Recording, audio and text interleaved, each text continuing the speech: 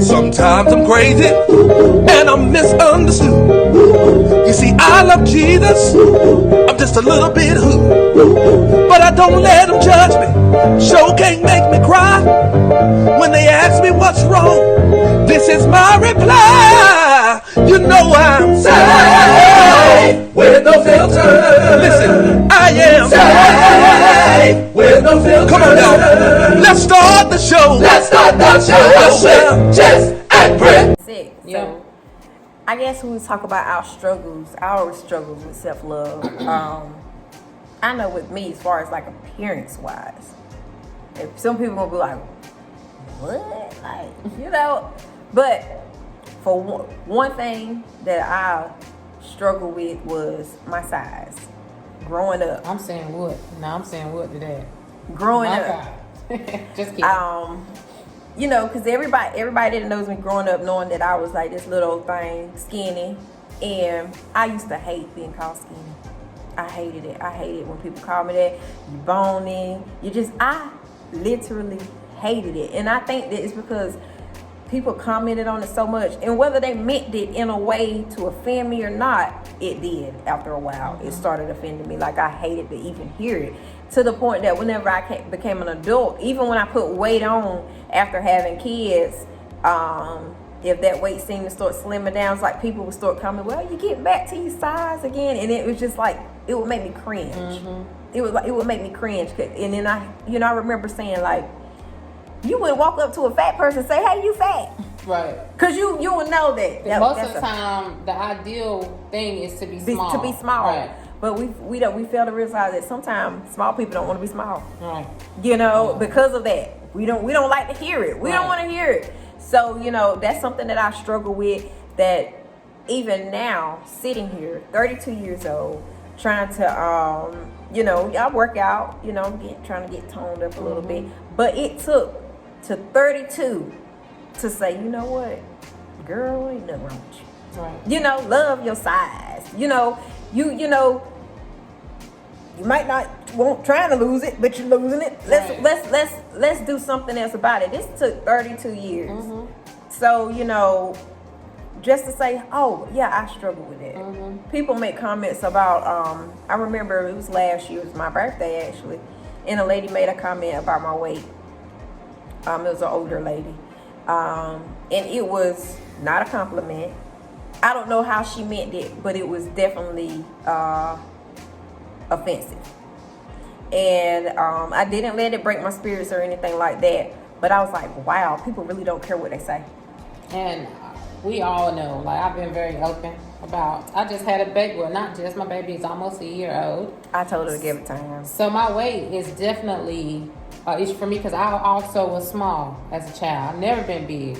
Even after I had my first child, I snapped right back and went back to my original weight. So with this baby, oh my God, I'm almost double what I was. So when I see me, all I see is the extra meat, the extra. Now I have people telling me, girl, you look fine. You just had a baby, But it's because if I don't feel it, if I don't believe it, I don't care what you say. Yeah. But girl, you look good. Okay, I never had a question. I didn't say I didn't look good.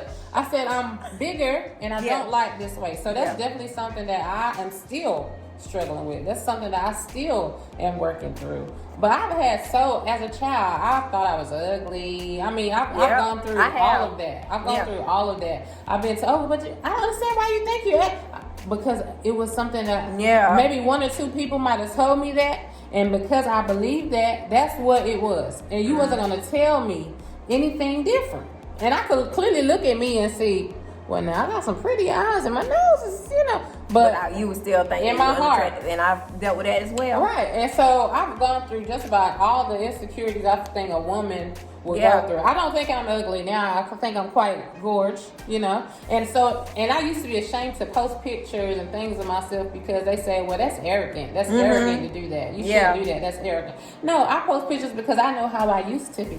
Yeah. I post pictures because I used to be ashamed of who I was because of listening to people and their opinions and, well, you ain't no 10, honey. So now I take great pride in who I am. I agree to all of that. I've struggled with all of that. I take great pride, years. even with the extra weight. It's not going to stop me. Now I'm working on losing weight. Now, please believe I'm not going to be husky Brit all of my life. Please believe. Y'all here trying to be like, hey. I can't even twerk. I can't even twerk like I used to. But anyway, it's just huh?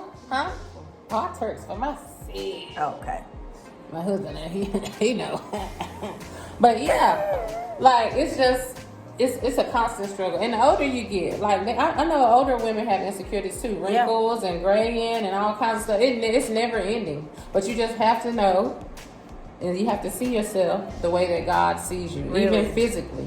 Even spiritually, you have to see yourself the way that God sees you. So I can confidently look at myself now and flip my hair and do whatever I need to do. And I'm not intimidated because I know who I am. And I know that I'm very attractive. Like, it took me a long time to get there. I'm not going to lie. It took a lot of prayer. It took a lot of just self-encouragement and being in the Word and being spiritual and knowing God to get there. But now I'm totally there.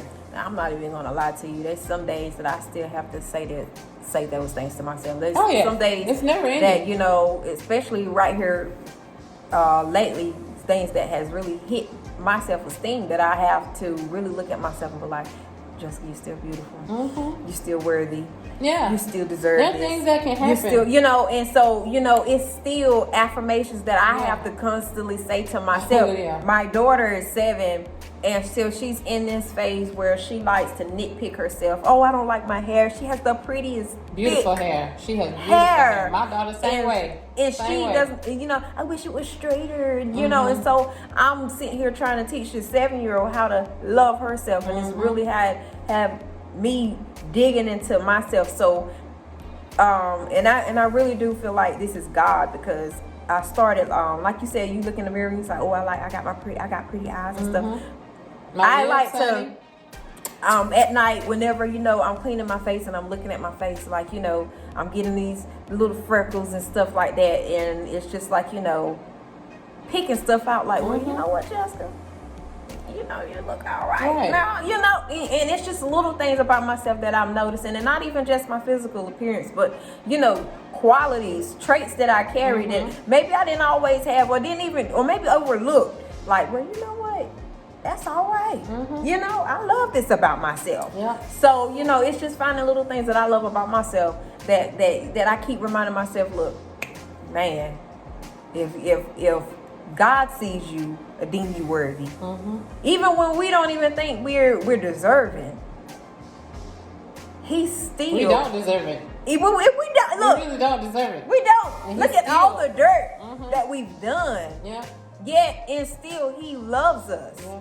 And so and I think that this right here, I'm in that right now. Like, you know, He loves us regardless. Right. And His opinion of us is the only opinion that matters. Yes. To be honest with you. Like, nobody else's opinion really matters. Like, they'll give it. Yeah. But it don't matter. And just because they give it don't mean that you gotta receive it. Don't mean you gotta take it. Oh well. But I get to the point where some days when I'm, you know, I won't say I'm in my feelings, but some days I'm just like, man, God loves me. God loves me. You know, like, I feel like it might sound crazy or like whatever, but seriously, why does anything else matter? Right. That's the greatest love. And that's what I had to come to know. The past year I was going through, I've never gone through a depression to the point where I'm like, maybe I get up today, maybe not. Yeah. That's the first time. This is the first time my whole life that I felt so low that I didn't want to leave my house. I just wanted to be confined to my own space. But of course you have to keep living because I got children. Yeah. I got, you know, but I did not care. I'm not going to say I wanted to die because I didn't feel that, but I felt like I didn't care if people thought I was around or not. That's what I felt. Yeah. I didn't feel special. I didn't feel, all I felt was bad. All I felt was sad. All I felt was fat. All I felt was unattractive. And there were different things happening at the same time while I was going through this depression that would make me say, well, maybe you're not all that. Well, maybe you are. Yeah. Well, maybe you don't deserve, because all this around me was happening. But I had to, at the end of the year, I made a decision, a conscious decision, and I said it out loud. My daughter thought something was absolutely wrong with me because I said it out loud. But I made a decision to take my life back. I wasn't going to let anybody ever put me in a position where I felt like I was useless. I was never going to let the devil play in my mind and make me feel like I was not of value because I am. Yes. That I do not deserve good things because I do. And these are all the things that were going through my mind for the whole year. I mean, I struggled. Yeah. I struggled. I don't think people know how hard that I was struggling. My mom knew because she would see me. I would call her, could barely talk, having bouts of like panic attacks, just crying. And I was like, I don't know what's wrong, but something is wrong. And I was just fine a minute ago. Yeah. I mean, I was having all kinds of bad, to the point where I went and saw a therapist because I felt like I was losing my mind. And I felt like I was absolutely going crazy. And at that moment, I didn't feel like anybody was going to understand and could relate to what I was going through. So I went and I saw a therapist, which is totally okay if that's what you need to do. Yeah. People, by the way, black people. You need to talk to Black people somebody. tend not to go to therapy because, you know, it's something wrong with you. Crazy if you do Yeah. that. You crazy if you go. But it's totally fine. That's what they're there. God created therapists. That's what they're there for. Okay, just like he created the regular Right. medical doctor that Right. you go to if you hurt your knee. But I made a conscious decision to love myself, to love me, take care of me. That's, I don't know if y'all saw any of my posts, anybody that's friends with me on social media, but I was putting Team of B. And that's when it was after that I decided I'm going to take care of me. I'm going to take care of me and more. we have to. Even if it looks selfish to some. Because I've been very... I'm telling you. Right. And I think that's, I had anybody that, I don't know if a lot of people probably didn't see it, but I had put that one day, like, I'm going to start being a little selfish with Jessica. I saw it. Because, man, I put everything ahead of me.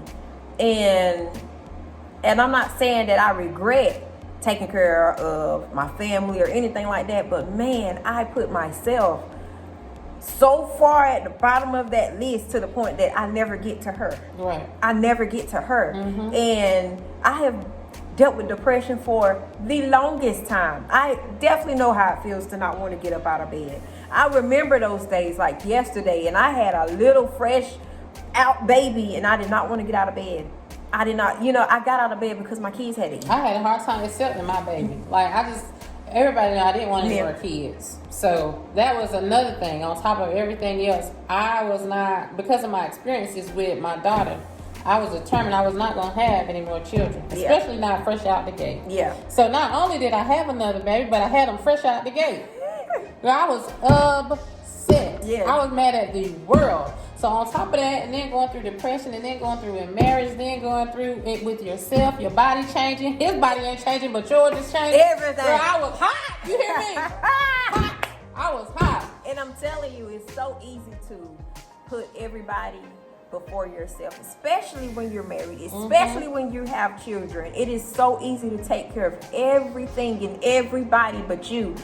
But we have to take care of ourselves, because if we can't take care of ourselves, if we're not healthy mentally, emotionally, spiritually, how can we help our children? How can we help our husband? How can I be a good wife or a better wife if I'm not healthy? Right. Then if everything up here is toxic, everything in here is toxic, what's going to come out of here? Right. What is he going to receive? Right. All of this toxic, all of this negativity. And I know for a fact that my husband, poor baby, poor baby, he got the business because Let me tell you I something. was struggling.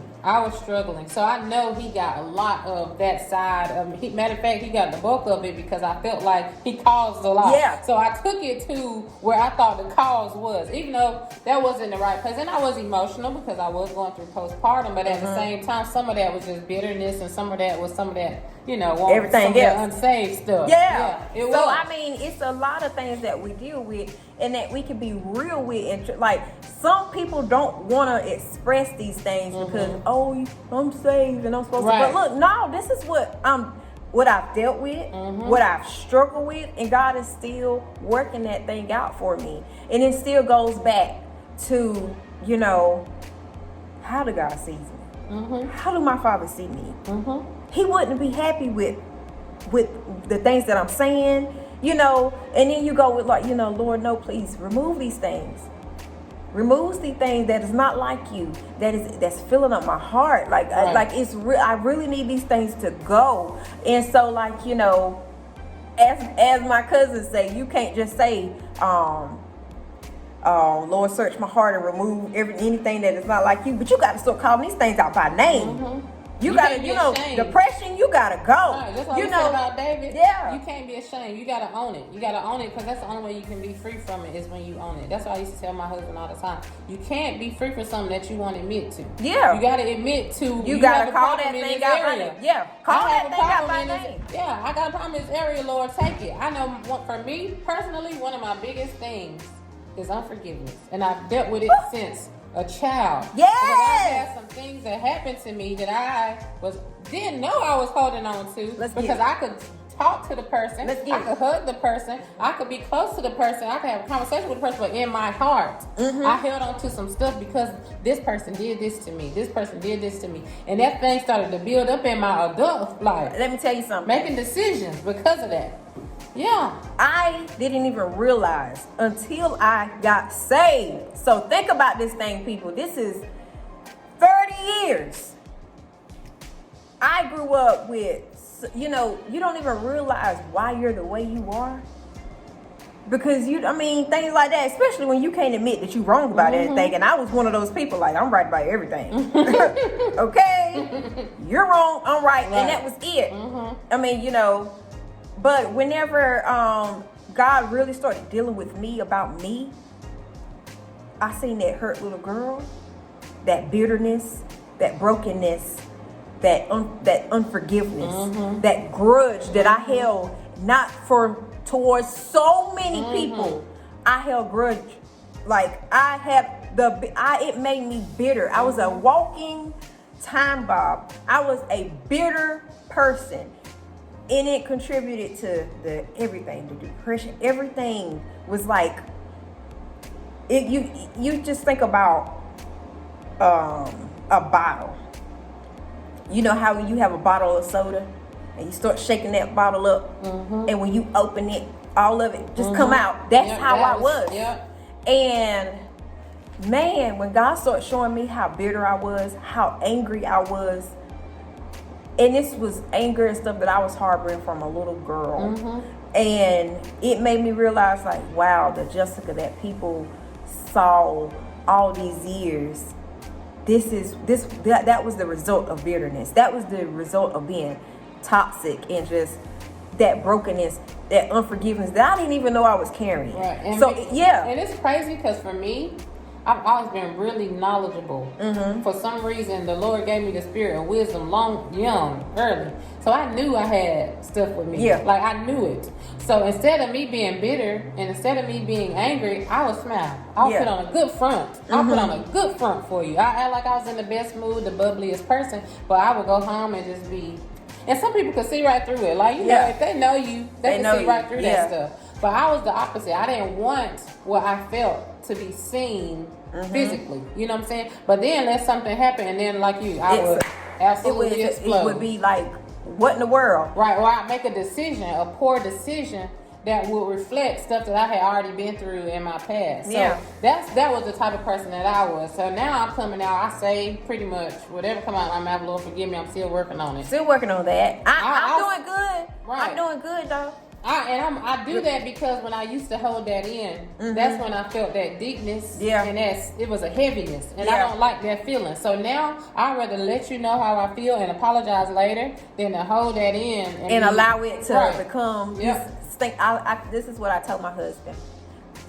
I'm the type of person that I wouldn't say anything right off back. I would keep it, and I would try to forget. I would try to like get over it or whatever by myself because I wouldn't want to be confrontational about it. And so I said, but you want to know where I messed up is that instead of confronting it and going ahead and dealing with it, I sit it in the closet. Now, what's going to happen if you take a bag of potatoes and you sit those potatoes in your closet? Stank and raw, honey. They're gonna stink. It's gonna start sorting those things out. Okay, how can I go about doing this a better way? What am I learning? What is God trying to teach me right now? Right. So I think it's I know for a fact this year, and like I said, it was a struggle for 2 years, but this year 2020, I've learned that the main two things that God wanted me to learn, even in what was necessarily not my fault, I still think I had to learn more in the situation than maybe the other person had to learn. Yeah. And those two things were grace. Yes. And the other thing was forgiveness. Like, oh my I God. hold on to stuff so bad. And then I also forget that I have done some bad things to other people. And it might not have yet been still- necessarily to him. You know what I'm saying? Yeah. But I've done some things. We are given grace. God shows us grace. Right. So why He can't I? forgives us. Why can't So- I practice the Yes. same thing that God gives me that I don't even deserve? And there was so many people that I had to go back and there was people that I had to forgive who never said I'm sorry.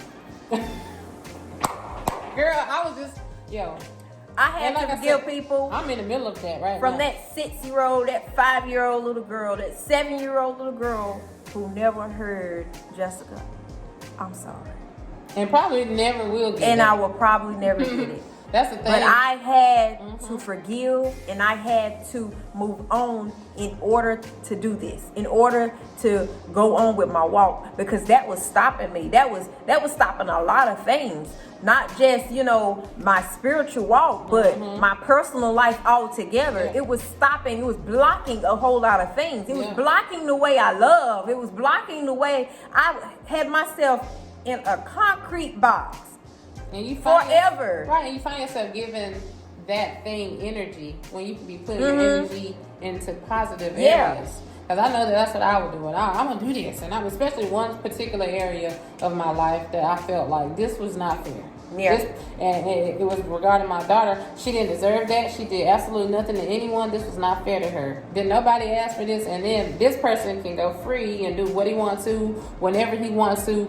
And I can't, you know what I'm saying? This was not fair. But I was giving it so much energy. Well, I'm going to take him to court and I'm going to do this and I'm going to do that and I'm going to be mad and I'm going to write him. He going to understand that I'm pissed. Yeah. And my daughter is over here living life, girl, happy. Ain't asked for nothing, ain't thought about nothing. And while I'm bitter about something she living life about. She was going on and doing. And I said, you know what? I'm not giving this any more of my energy. And one day I specifically sat down and I prayed and I said, I want to forgive this person. Even though they never asked for it and probably never will ask for it, allow me to forgive this person. And when I found myself being able to have conversations, because they still ask you about it, people gonna ask you about it, but when they do, I didn't feel that flare up that I would feel before. I could talk about it and be free from that whole conversation. So it's just, I still have to work on it. Like every now and then I have my day where it's like, I'm gonna send him a message.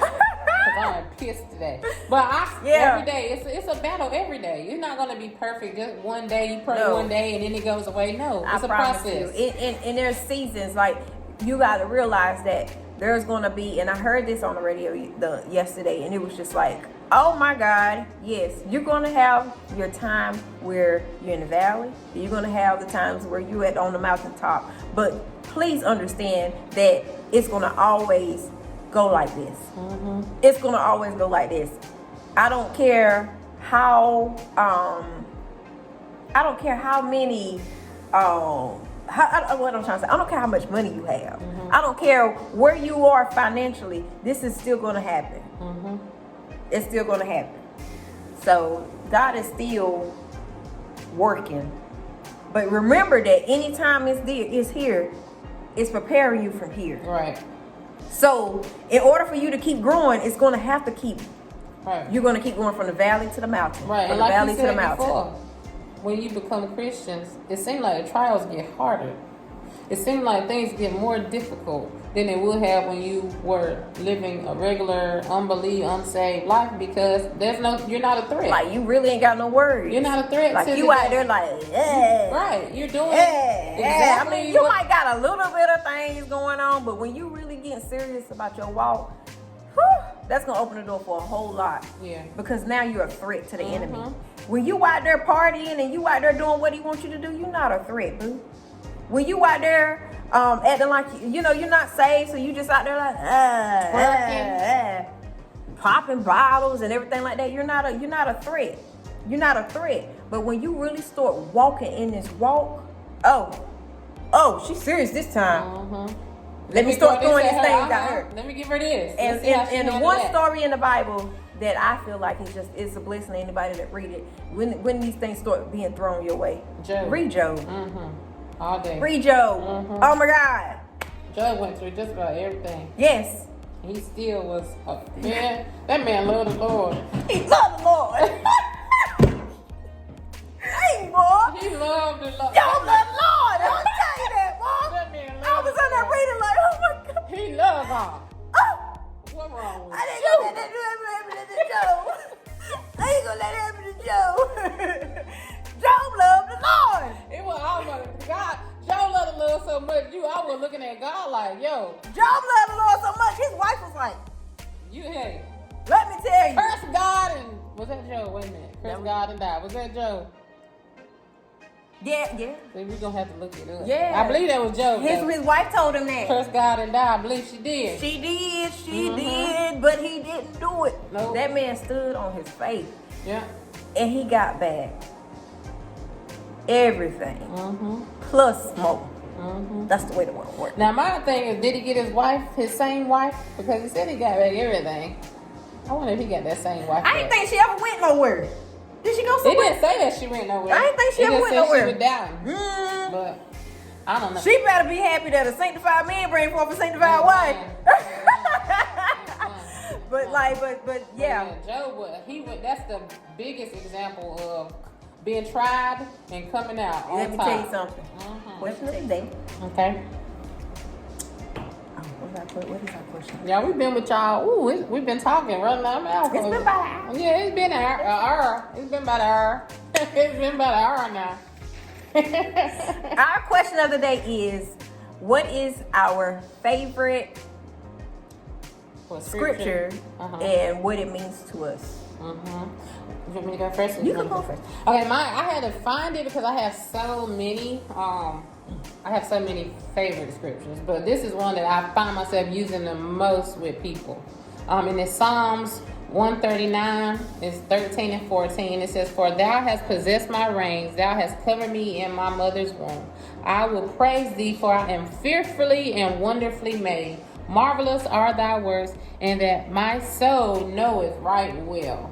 And to me, that means that, like we have discussed the whole time, I know who I am because I am who God says I am. And God says I am fearfully and wonderfully made. That means no matter what anybody else tells me, no matter what I tell myself, I'm made in the image of God. And everything God made was good. And that is why it's my favorite scripture. It makes with me, a capital I'm G. gonna get a shirt that say I am fearfully and wonderfully made. Yes. Yeah. Bold and beautiful. That's right. Yes. Yes. I'm gonna do that come on today. Do that still come on today?